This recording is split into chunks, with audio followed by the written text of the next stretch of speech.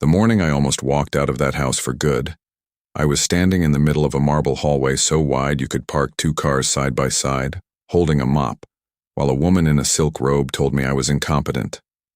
Her name was Vivian Caldwell.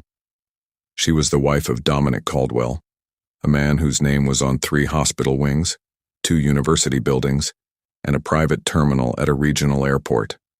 The kind of man who never had to raise his voice because the world already bent around him. And me? I was Rosa, the new maid, the one nobody remembered to introduce when guests arrived, the one whose name Vivienne always seemed to forget on purpose. That morning, she pointed at a small water stain on the hallway mirror, one I had cleaned twice already, and said, in front of 2 other staff members, "This is why we can't trust certain people with certain things." I didn't answer back. I never did. I just nodded and kept my face still, the way my mother taught me to do when someone is trying to shrink you. But here's what Vivienne didn't know.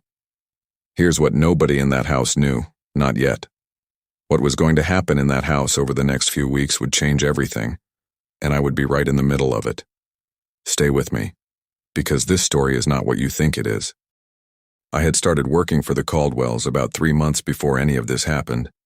The position came through a domestic staffing agency, the kind that places workers in homes where the countertops cost more than most people's cars. The Caldwell estate sat behind a private gate off a long, tree-lined road in an affluent suburb outside of Boston. The main house had 6 bedrooms, a library, a home theater, an indoor pool, and a wing on the east side that I was told, very clearly on my first day, was off limits to staff unless specifically called. That east wing was where the boys lived. Dominic and Vivian had twin sons named Eli and Owen. They were 4 years old. And according to everyone who worked in that house, from the head housekeeper to the part-time gardener, the boys had never spoken a single word. Not one, not mama, not no, not even a sound that resembled language. The Caldwells had taken both boys to specialists across the country, 3 pediatric neurologists, 2 developmental pediatricians, a clinic in Switzerland from what I heard. The results were always the same. No structural abnormality, no clear diagnosis. The boys simply did not speak. Dominic Caldwell rarely talked about it. He was a quiet man in general, tall, measured, always in motion between conference calls and board meetings. He loved his sons. You could see it in the way he looked at them. But he didn't know what to do, and not knowing what to do was something Dominic Caldwell was not built for. Vivian handled it differently. She filled the house with noise, activity, therapists, and staff. And she managed everyone in it with a sharp, impatient energy that made the air feel pressurized. My job was to clean the common areas, handle laundry, and assist with whatever additional tasks came up during the week. I was not a nanny. I was not a therapist. I was not supposed to interact with the twins beyond brief, polite acknowledgement. That was the rule. Vivian made it clear. But nobody tells you what to do when a 4-year-old boy wanders out of his room at 6 in the morning and just stands in the hallway, watching you work. Eli did that. Almost every morning during my first 2 weeks. He would stand there, barefoot, in his pajamas, with these wide, dark eyes that took in everything. He never came closer than about 8 feet. He never reached out or made any movement toward me. He just watched. I started talking to him, quietly, not forcing anything, just narrating what I was doing the way you might narrate to yourself. Now I'm folding this corner in. This is how you keep a crease straight. Simple things, small things. He never responded, but he never left either. And something in my chest told me that mattered even if I couldn't explain why yet. It started on a Tuesday. I had been in the laundry room sorting linens when one of the speech therapists, a woman named Dr. Patricia Holt, arrived for the twins' weekly session. She was a tall woman with a brisk, clinical manner that reminded me of someone always running 5 minutes behind. The session took place in the East Wing playroom, and I wasn't there for any of it. I was doing my work on the other side of the house. About an hour after the session ended, Vivian came looking for me, She found me in the upstairs hallway, dusting the framed photographs along the wall. Family portraits, vacation shots, a black and white photo of Dominic shaking hands with someone important at some important event. Rosa. Her voice was flat, not a greeting, more like a flag planted in the ground.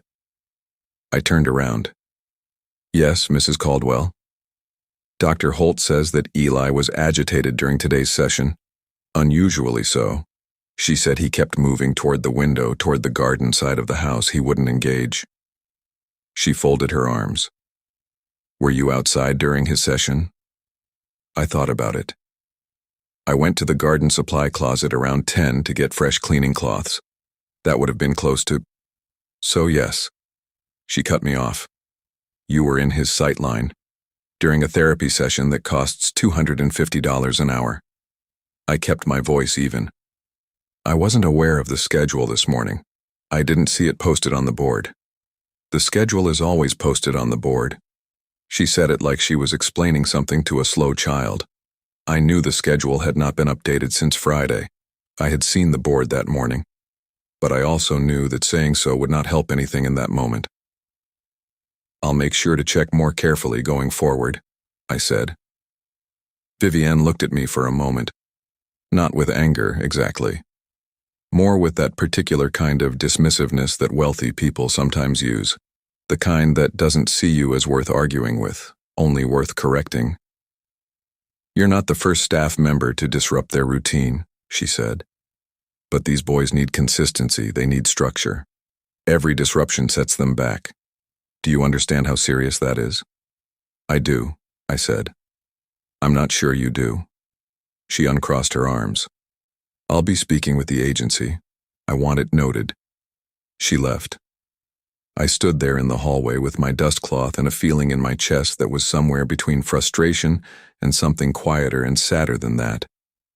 I hadn't disrupted anything.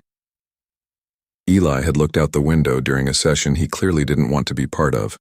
That wasn't my fault. But in that house, there needed to be a reason for everything that went wrong, and I was a convenient one. That night, I almost called the agency myself to ask about reassignment. I sat with my phone in my hand for a long time. I thought about Eli in the hallway at 6 a.m, barefoot, watching. I put the phone down. What would you have done in that situation? Would you have stayed, or would that have been the moment you walked away? 2 weeks after the incident with Dr. Holt, I noticed something. I want to be careful about how I describe this because I am not a doctor or a therapist. I'm not claiming any kind of special knowledge. But I had spent enough mornings in that hallway, enough quiet stretches near the east wing to start seeing a pattern that nobody else in the house seemed to see. Eli responded to rhythm, not speech, not instruction, not structured prompts. Rhythm. When I hummed while I worked, an old habit of mine, something I'd done since childhood, he would stop whatever he was doing and become very still. Not frightened, the opposite of frightened, like a kind of tuning in. I started to vary what I hummed, simple patterns, a few notes repeated, then a slight change. And I noticed that after a few repetitions, Eli would sometimes mirror the rhythm, not with his voice, with his hands, a soft tapping on the wall, on his knee, on whatever surface was near him. Owen, his brother, was harder to read. He tended to stay deeper in the east wing and rarely came into the common areas. But on the 2 occasions when he was nearby while I was working, I saw the same thing, a stillness, an attentiveness. I mentioned it carefully to the head housekeeper, a woman named Marlene who had worked in the house for 6 years. She listened politely. Then she said, "Honey, there are people with degrees and years of training trying to figure these boys out. I wouldn't go down that road if I were you." I understood what she meant. She wasn't being cruel. She was protecting me. But I couldn't leave it alone. I asked Marlene as gently as I could whether it might be worth mentioning to Mrs. Caldwell, not as a diagnosis, not as anything formal, just as an observation. Marlene looked at me for a moment. The last person who suggested something to Mrs. Caldwell that wasn't from a professional was the first au pair. She lasted 4 more days. So I stayed quiet. I kept working. I kept humming. And then, one afternoon, Vivian walked past the hallway while Eli was doing exactly what I described, tapping a quiet rhythm against the doorframe, eyes half closed, his whole body relaxed in a way I had never seen it during therapy sessions. I was humming low, barely any sound at all, about 20 feet away. She stopped, watched for about 5 seconds. Then she walked over to Eli and said briskly, "Eli, come on, it's time for your afternoon session." He went rigid. The tapping stopped. He looked at the floor. Vivian turned to me and said, "Please try not to distract them when they're in the common areas. They're not supposed to be out here unaccompanied anyway." She guided Eli back toward the east wing, and that was that. I didn't say anything. I went back to work. But I remember thinking in that moment that sometimes the people with the most resources are the last to see what's right in front of them. Not because they're bad people, but because they're so afraid of false hope that they've started to close off against real ones too. Do you think they underestimated her? Or do you think Vivian had good reasons to be cautious? For about 10 days after that, things settled. Vivian was traveling part of the time. A charity event in New York, then something related to one of Dominic's business interests in Chicago. The house ran on a quieter schedule when she was gone. Marlene managed things calmly, the other staff relaxed a little, and even the East Wing seemed less pressurized. The twins' therapists still came and went on their regular schedule. Dr. Holt twice a week, an occupational therapist on Thursdays, a music therapist named Gretchen who came on Fridays and worked with both boys for an hour, using instruments and simple sound exercises. I made a point of being on the far side of the house during every session, but Eli still appeared in the hallway sometimes. Early mornings before the house was fully awake, and I still talked to him quietly while I worked. I still hummed. Nothing dramatic, nothing to report. Just a slow, steady presence on both sides, his and mine. When Vivian came back from Chicago, she seemed less sharp somehow. Tired, maybe, or carrying something she wasn't showing. I noticed her watching the boys from doorways more than she usually did, with an expression I hadn't seen on her face before. Something that looked, if I'm being honest, a lot like grief. I understood it. I'd seen that look on my mother's face once, a long time ago, when something she'd hoped for with everything she had finally seemed out of reach. The hope is still there, but it's gotten quiet. The house felt like it was holding its breath. I didn't know then that what was about to happen would happen so fast. It was early on a Friday. Gretchen, the music therapist, wasn't due until 10. I was in the hallway just past the main staircase cleaning the baseboards when I heard it. A sound from the East Wing. Not crying, exactly. More like the sound of something in distress that didn't know how to cry. A low, rhythmic sound, almost percussive. Urgent. I stood up. Listened. It was coming from behind the East Wing door, which was slightly ajar.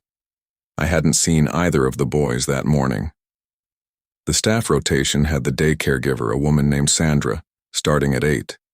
It was not yet 7:30. I pushed the door open quietly and stepped inside. Owen was in the corner of the hallway near the window that overlooked the side garden. He was on his hands and knees. He wasn't injured, but he was making that sound, that low, rhythmic, distressed sound, and rocking in a tight, contained motion that I had never seen him do before. Eli was standing a few feet away, completely frozen, his hands pressed flat against his sides, staring at his brother with an expression of complete helplessness. I didn't call for anyone. Not immediately.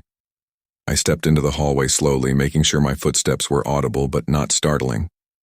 I sat down on the floor, cross-legged, low, so I was smaller than both of them, and I started to hum. The same thing I always hummed. The same low, simple pattern. 4 notes, a pause, the same 4 notes, another pause. Owen kept rocking, but after about 30 seconds, something shifted. The rocking slowed, just slightly, not stopped. Slowed. I kept going, steady. No change in volume, no urgency, no interruption. just the same pattern again and again. Eli sat down. I don't know when exactly, but at some point I looked over and he was sitting on the floor too, a few feet from his brother, watching me with those dark, wide eyes. I hummed. Owen's rocking slowed more, and then, very gradually, it stopped. He lifted his head. He looked at me. And then, I need you to understand that I was not expecting this. Nothing in me was prepared for it. He tapped the floor. Once. With his palm. The same rhythm I had just been humming. 4 beats. A pause. I tapped back. Same rhythm. 4 beats. A pause. He tapped again. 4 beats. A pause. Then, without any break, 2 more beats. A change. I mirrored it exactly. And then Eli, from across the hallway, tapped his knee. The same pattern his brother had just added. The 3 of us sat there on the floor of the East Wing hallway, me and these 2 boys who the world had decided would never communicate, passing a rhythm back and forth like a conversation. It lasted maybe 4 minutes before Sandra arrived and stopped in the doorway with her hand over her mouth. I didn't tell her what had just happened. I just said quietly, "They're okay. They're calm." And I got up, gave the boys a small nod, the way you end a conversation, and left the wing. I went back to the baseboards. My hands were shaking a little. I kept working. Have you ever seen someone reach another person in a way that no expert could? What does a moment like that feel like to witness? Sandra told Marlene. Marlene told Dominic. I didn't find out until 2 days later when Dominic Caldwell knocked on the door of the laundry room while I was working, something that had never happened in all my months in that house, and asked me if I had a moment to speak with him.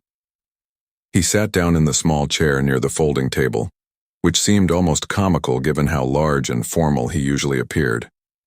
He sat like a man who had forgotten how to be anything other than professional and was trying to remember. Sandra told me what she saw, he said. I'd like to hear your side of it. I told him everything. The mornings in the hallway, the humming, the way Eli would tap, what happened with Owen on Friday. He listened without interrupting. When I finished, he was quiet for a moment. Why didn't you say anything? He asked. To Vivian or to Marlene or to anyone? I thought about how to answer that honestly. I mentioned it once to Marlene, I said. And I didn't feel like the right person to be making suggestions about your son's treatment. That didn't feel like my place. He nodded slowly. What made you think the rhythm approach might work? Here is what I told him, and I mean this sincerely. It wasn't a theory.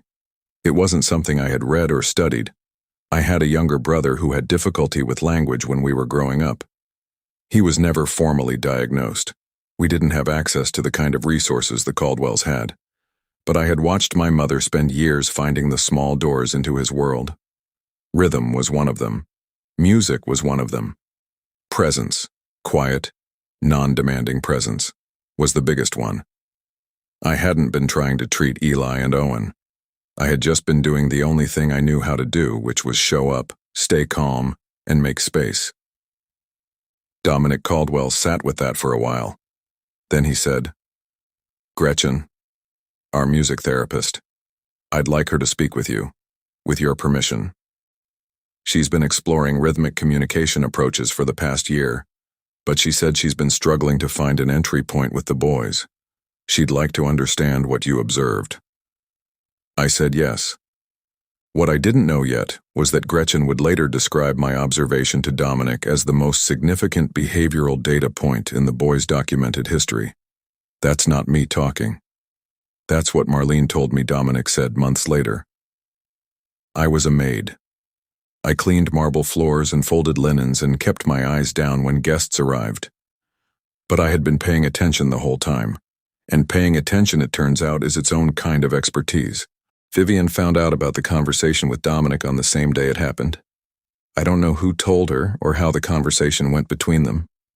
All I know is that the following morning she came to find me in the kitchen. This time there was no silk robe, no folded arms. She was dressed simply, quietly, and she looked like she hadn't slept well. She stood in the doorway for a moment before she spoke.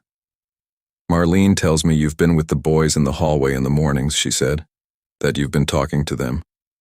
Yes, I said. I didn't try to explain or soften it. She nodded once. I owe you an apology. For the incident with Dr. Holt, and for some other things. She said it carefully, like someone navigating unfamiliar ground. I've been managing this situation in a way that has been controlling. I'm told that's not always helpful. I didn't say anything. I just waited. I'd like you to stay, she said.